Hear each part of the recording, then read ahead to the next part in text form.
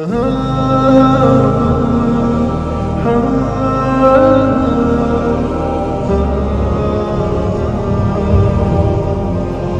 ابن ماجہ کی روایت ہے حضرت ابو ہریرہ سے رضی اللہ تعالی عنہ قال قال رسول اللہ صلی اللہ علیہ وسلم اذا وقعت الملاحم بعث اللہ بعثا من الموالی ہم اکرم العرب فرسا واجودہ سلاحا یوید اللہ بہم الدین رواہ ابن ماجہ عن ابی ہریرہ رضی اللہ تعالی عنہ۔ جب ملاحم کا دور شروع ہوگا تو اللہ تعالیٰ اٹھائے گا ایک لشکر یا لشکروں پر لشکر موالی میں سے۔ موالی کون ہے؟ عربوں نے جب فتح کیا تھا اس پورے علاقے کو خلافت راشدہ کے دوران، اور پھر وہ لوگ جو ہے ایک رائے تو یہ تھی کہ انہیں غلام بنایا جائے سارے آبادیوں کو، لیکن یہ کہ حضرت عمر کا اجتہاد تھا، اس کے مطابق جو ان کو غلام نہیں بنایا گیا تو وہ موالی کی حیثیت رکھتے ہیں۔ عربوں میں دم نہیں ہے، موالی میں سے لشکر اٹھیں گے کہ جو در حقیقت حضرت مہدی کی حکومت کو قائم کریں گے۔ دوسری حدیث سنیے عن عبداللہ ابن الحارث رضی اللہ تعالی عنہ، اور یہ ابن ماجہ کی روایت ہے قال قال رسول اللہ صلی اللہ علیہ وسلم یخرج الناس من المشرق فیوطئون للمہدی یعنی سلطانہ، لشکر نکلیں گے، لوگ آئیں گے مشرق سے اور وہ حضرت مہدی کی حکومت کو جمائیں گے اور قائم کریں گے۔ اب ذرا نوٹ کیجئے کہ جزیرہ نما عرب کے مشرق میں کون سے ملک ہیں؟ تین: ایران، افغانستان، پاکستان۔ یہ تین سالڈ مسلم ممالک، مسلم آبادی اکثریت۔ ویسے تو یہ کہ آگے ہندوستان میں 20 کروڑ مسلمان ہیں، لیکن وہ 20 کروڑ جو ہے وہ تو 80 کروڑ کے اندر تحلیل ہو جاتے ہیں غیر مسلموں میں، لیکن یہاں جو معاملہ ہے یہ خالص اکثریت کے۔ ان میں سے ایران کا معاملہ جہاں تک ہے، نمبر 1 یہ کہ وہ شیعہ عقائد کے حصار میں بند ہے، اس سے ادھر ادھر ہونا اس کے لیے ممکن نہیں۔ حدیث میں یہ بھی آتا کہ اصفہان سے 70,000 یہودی دجال کا ساتھ دیں گے، لیکن بہرحال خراسان ایک صوبہ ہے افغانستان کا اس وقت بھی شمال مشرقی کونے میں، مجھے امید ہے وہاں سے خیر کی، کیونکہ خراسان کا لفظ وہاں پہ شامل ہے، اور حضور کی حدیث میں بعد میں آپ کو سناؤں گا کہ خراسان سے فوجیں چلیں گی جو یروشلم کو دوبارہ حاصل کریں گی، فتح کریں گی، جیسے پہلے یروشلم کھویا عربوں نے تھا، دوبارہ حاصل کیا تھا کرد نے، کرد خون صلاح الدین ایوبی رحمت اللہ علیہ، ایسے اب پھر عربوں نے کھویا ہے، لیکن لینے والے خراسان سے لشکر آئیں گے۔ یخرج من خراسان رایات سود لا يردها شیء حتی تنصب بإیلیا، خراسان کے علاقے سے کالے علم لے کر لشکر چلیں گے جن کے رخ کو کوئی موڑ نہیں سکے گا جب تک کہ وہ جا کر یروشلم میں نصب نہ ہو جائے۔ اس کے بعد نام آتا ہے پاکستان کا۔ یہ ہے میری اور آپ کی داستان، اور یہ ہے سبب جس کی وجہ سے کہ میں آپ سے یہ گفتگو کر رہا ہوں۔ اصل میں تو کس لیے؟ محض ایک علمی استفادہ، محض اپنی بات آراء کو ظاہر کرنے کا شوق نہیں، بلکہ یہ کہ اپنی ذمہ داری ہم پہچانے کہ ہم کس مقام پر کھڑے ہیں۔ دیکھیے، اس پاکستان کے بارے میں یا ہندوستان کے بارے میں علامہ اقبال نے کہا تھا اپنے ترانہ ملی میں، میر عرب کو آئی ٹھنڈی ہوا جہاں سے، میرا وطن وہی ہے، میرا وطن وہی ہے۔ اور مجھے بتایا گیا کہ سنن ابی داؤد میں یہ روایت موجود ہے کہ حضور نے فرمایا کہ ہندوستان کی طرف سے مجھے ٹھنڈی ہوا آتی، اگرچہ مجھے وہ حدیث ابھی نہیں ملی ہے، لیکن حزب التحریر کا ایک کارڈ مجھے ملا تھا، تو اس میں اس حدیث کا اور اس میں ابن داؤد ابو داؤد کا روایت کا حوالہ موجود تھا۔ لیکن میں جو چیز آپ کو بتا چکا ہوں وہ یہ کہ الف ثانی کا پورا تجدیدی کارنامہ اس ہندوستان کی سرزمین میں ہوا۔ مجدد الف ثانی شیخ احمد سرندی، شاہ ولی اللہ دہلوی، سید احمد بریلوی، وہ تو ہمارے پاکستان میں آ کر جو ہے ان کا خون جذب ہوا ارض پاکستان میں۔ پھر شیخ الہند مولانا محمود حسن۔ تحریک خلافت چلی تو صرف ہندوستان میں چلی اور کہیں نہیں چلی۔ آزادی کی تحریک چلی پوری دنیا میں، وہ نیشنلزم کی بنیاد پر چلی، ملے نیشنلزم، عرب نیشنلزم، ترک نیشنلزم۔ ہمارے ہاں چلی تو اسلام کے نام پر، پاکستان کا مطلب کیا؟ لا الہ الا اللہ۔ پھر پاکستان قائم ہوا معجزے کے طور پر، بلکہ نازل ہوا ہے لیلۃ القدر میں، انا انزلناہ فی لیلۃ القدر، جیسے قرآن نازل ہوا لیلۃ القدر میں، یہ پاکستان بھی نازل ہوا لیلۃ القدر میں۔ اس کا برقرار رہنا ابھی تک معجزہ ہے۔ ہندو یہ سمجھتا تھا، کانگریس سمجھتی تھی کہ جھٹپٹ ختم ہو جائے گا۔ پھر یہ کہ اس کا قرارداد مقاصد کا پاس ہو جانا، مزید بھی اور اضافی دفعات دستور میں آ جانا، اب کمرشل انٹرسٹ کو ربا قرار دے کر حرام قرار دینا، یہ سارے لینڈ مارکس ہیں کہ جو اشارہ کر رہے ہیں کسی چیز کی طرف، معاملہ کدھر جا رہا ہے۔ پھر یہ کہ یہ جو 14ویں صدی کے مجدد تھے شیخ الہند، اس کے بعد سے کچھ ایسی شخصیتیں عظیم پیدا ہوئی ہیں ہند میں، جن کو میں سمجھتا ہوں کہ 14ویں صدی کے مجدد اور 15ویں صدی کے مجدد کے درمیان یہ 15ویں صدی کے مجدد کی راہ کو سیدھا کرنے والے، جیسے کہ حضرت یحییٰ نے کہا تھا میں تو آنے والے کا راستہ سیدھا کر رہا ہوں حضرت عیسیٰ کے لیے،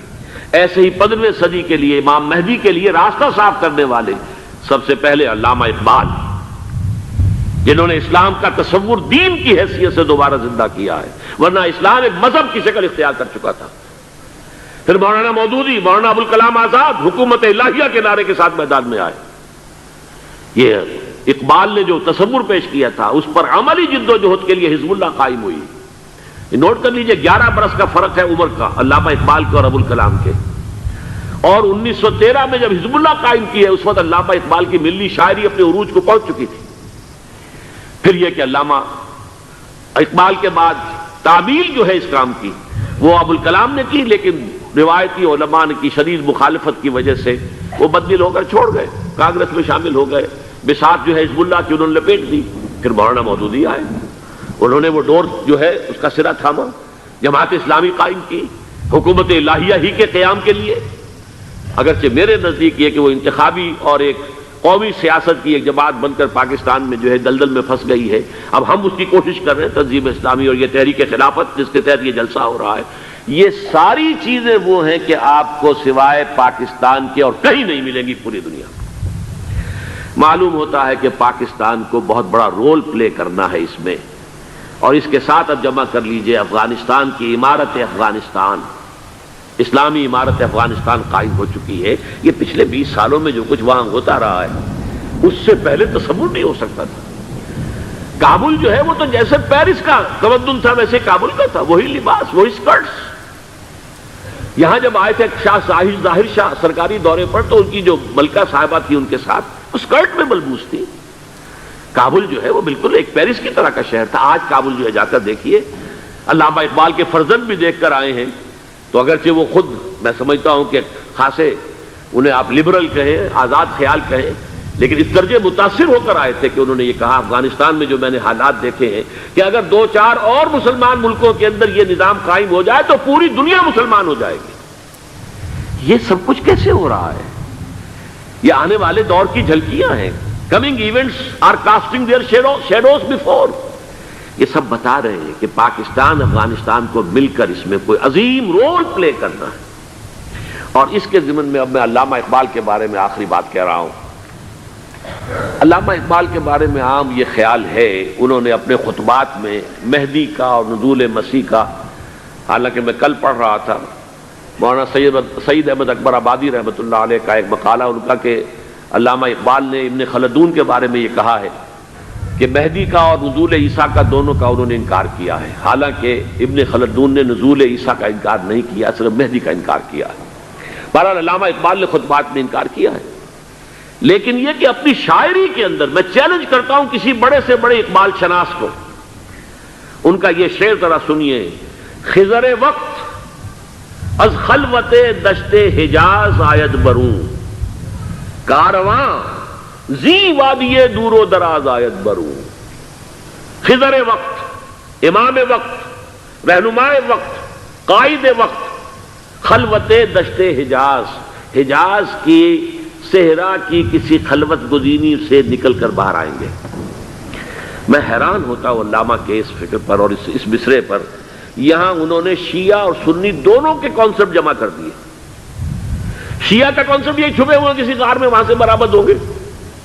اور ہمارا کانسیپٹ میں ام سلمہ رضی اللہ تعالیٰ عنہ کی حدیث سنا چکا، چھپے ہوئے ہوں گے وہ وہاں پر، مدینے سے نکل کر آ کر مکے میں چھپ جائیں گے۔ اس خانہ جنگی کی حالت میں لوگ ان کی طرف دیکھ رہے ہوں گے، سوچتے ہوں گے انہیں میدان میں آنا چاہیے، کوئی پارٹ پلے کرنا چاہیے، امت کی رہنمائی کرنی چاہیے، لیکن وہ چھپیں گے، وہ کارے ہوں گے، وہ اس ذمہ داری کو قبول نہیں کرنا چاہیں گے، جا کے چھپ جائیں گے مکے میں، وہاں سے مکے والے انہیں نکالیں گے، اور وہ کارے ہوں گے، انہیں بالکل یہ پسند نہیں ہوگا کہ یہ ذمہ داری اٹھائیں۔ تو خضر وقت از خلوت دشت حجاز آیت بروں، کارواں زی وادی دور و دراز آیت برو، کارواں جو چلے گا ان کی مدد کے لیے اس وادی دور و دراز، اس عظیم وادی دور و دراز، یہ وادی سندھ ہے۔ وادی سندھ جو ہے ہم سمجھتے ہیں کہ صرف یہ پاکستان اور پنجاب جو ہے یہ اس میں شامل ہے، سندھ اور پنجاب نہیں، افغانستان کا پورا مشرقی علاقہ اس میں شامل ہے۔ جیسے دریائے جہلم سندھ میں جا رہا ہے، جیسے دریائے گلگت سندھ میں آ کر ملتا ہے، جیسے دریائے چناب اور راوی اور جہلم اور یہ سب جا رہے ہیں اور آ رہے ہیں، اسی طرح دریائے کابل کہاں سے آ رہا ہے، دریائے گومل کہاں سے آ رہا ہے، ٹوچی کہاں سے آ رہا ہے، یہ سارا جو ہے ڈرین جو ہو رہا ہے، ایسٹرن جو ہے پارٹ آف افغانستان، یہ سب وادی ہے۔ اس وادی کے یہ دو حصے ہیں، ایک حصہ جو ہے یہ ادھر پاکستان میں ہے اور اسی وادی کا دوسرا حصہ جو ہے وہ افغانستان میں ہے۔ کارواں زی وادی دور و دراز آیت برو، کارواں چلے گا یہاں سے، یخرج الناس من المشرق یؤتون للمہدی یعنی سلطان ہی، مشرق سے فوجیں چلیں گی کہ جو مہدی کی حکومت قائم کریں گی، اور یخرج من خراسان رایات و سود، اور خراسان سے سیاہ پرچم چلیں گے کہ جن کا رخ کوئی موڑ نہیں سکے گا، حتیٰ تنصب بیلیا، یہاں تک کہ وہ جا کر یروشلم کے اندر نصب ہو جائیں گے۔ حضرات، میں ایک میری گفتگو کا حصہ باقی تھا لیکن میں اسے چھوڑ رہا ہوں، اس لیے کہ گلوبلائزیشن جو اس کی ہوگی، جو خلافت علی منہاج النبوہ کی تجرید کامل حضرت مہدی کے ہاتھوں عرب میں ہوگی، اس سے پہلے اس کے لیے محنت، کوشش، جد و جہد پاکستان اور افغانستان میں ہو چکی ہوگی جو اسے سپورٹ کرے گی اور وہاں جا کر حکومت قائم کرے گی۔ اس کے بعد گلوبلائزیشن کا جو مرحلہ اس کا ہے وہ حضرت مہدی کے ہاتھوں نہیں ہے، وہ حضرت عیسیٰ ابن مریم ان کے نزول کے بعد ہے، جن کے نزول کے بعد دجال کا خاتمہ ہوگا اور یہودیوں کا استحصال ہوگا، مسلمانوں پر بھی بڑی تکالیف عربوں پر آئیں گی، شدائد آئیں گے، لیکن یہ وہ میں حصہ جو اپنی گفتگو کا آج چھوڑ رہا ہوں اس لیے کہ میں دیکھ رہا ہوں کہ بعض حضرات کا صبر کا پیمانہ اب لبریز ہو رہا ہے، تو میں اس حصے کو پھر ملتوی رکھتا ہوں کسی دوسری محفل اور کسی دوسری مجلس اور نشست پر۔